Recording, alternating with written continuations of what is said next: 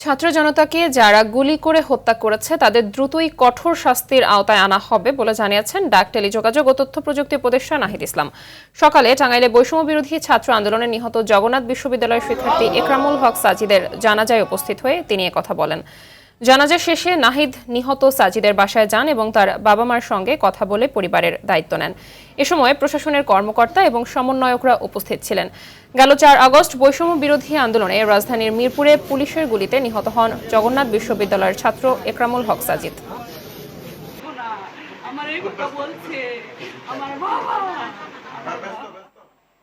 তাদের বিচার অবশ্যই আমরা বিচার করব, সেই বিচার করার জন্য কিন্তু আমরা এই নতুন বাংলাদেশ আমরা অর্জন করছি।